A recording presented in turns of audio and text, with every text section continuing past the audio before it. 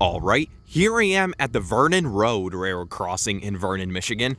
Now this crossing right here is another rather neat mass setup here on the CN Flint subdivision. Well, I would say this is around the west part of it since it's past Durand, and this is where some of the Holly sub trains run through.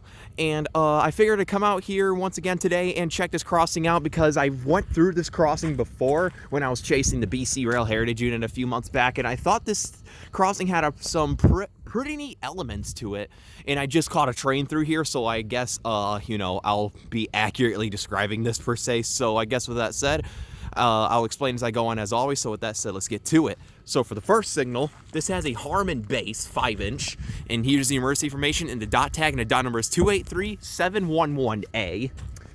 And for the gate mechanism, to cut to the interesting part, this has a Satran gate mechanism 1990s generation, but this Satran gate mechanism in particular has these Harmon gate arms. Now, back in the 90s and before that, Satran has been borrowing some gate arms from other companies, and one of them was Harmon and the other were Modern Industries, and both of those gate arms pretty much look the same.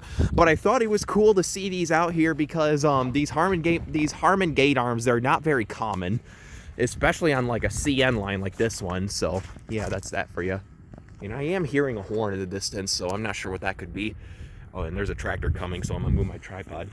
Anyways, with those distractions out of the way, so yeah, for the gate, this features some Rico LED gate lights and a wind guard, and there's also a General Signals gate arm bracket right here. And for the lights, this has 1.5 pairs of Satran 12x24-inch dialight LEDs and one Satran 12x24-inch light head with a Harmon uniform fading LED in it, as you can see. Now, I figured this would look like the GE uniform LED, which it kind of is, but it's really the older generation known as the Harmon fading LEDs. And all of these are sitting on a Harmon light bracket, as you can see. And for a bell, this has a General Signals Type 2 electronic bell set on high volume. Now, another thing worth mentioning, per, the usual wiring you would find on the Flint sub with these mass signal setups, this crossing has the bells wired to ring all the way through until the gates start rising, and also both of these pairs of lights on each signal run on crisscross flashers, so they flash backwards. And I like how the engine is exposed on that truck. I'm a tractor, jeez. Anyways, I guess with that said, let's go ahead and cross the road, let these fellas go through, and toward the next signal. So yeah, so here's the next signal. So for the next signal, which is similar to the first, this has another Harmon base 5-inch, and here's the emergency information once again.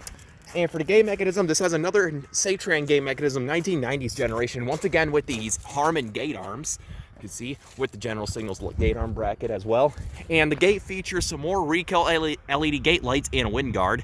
Now, one thing I should also mention that these masts are really tall. Look at how tall that signal is. And this signal's pretty tall, too. And for the lights, this has 2 more pairs of Satran 12x24-inch dialight LEDs. Once again, no more... Well, this one doesn't have the funky business with the one Harmon fading LED. And these are sitting on a Harmon light bracket as well.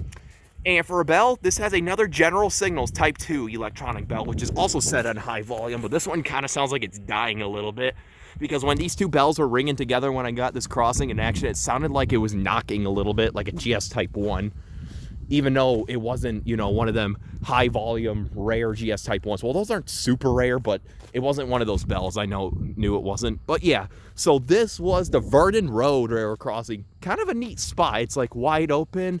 It's at a rural road, barely anyone goes through here. So here's the relay case, which is sitting at milepost 250.63. And with that said, let's go ahead and take a look at the track view. So down there is heading east right at the Vernon control point. As you can see, these are the signals in the crossover track. You can see the case over there. And you can hear the PTC box making noise. And this heads down towards the Exchange Road railroad crossing and eventually towards the Bancroft area. As you can see the control point Bancroft. You can see a flashing yellow signal in the distance, right where the other 3 crossings are in Bancroft that I toured a month back or 2. And down there is heading east towards another crossing at Pittsburgh Road. And you can see there's a train right here that stops right in the siding, which is, I guess, waiting for that other one before it goes.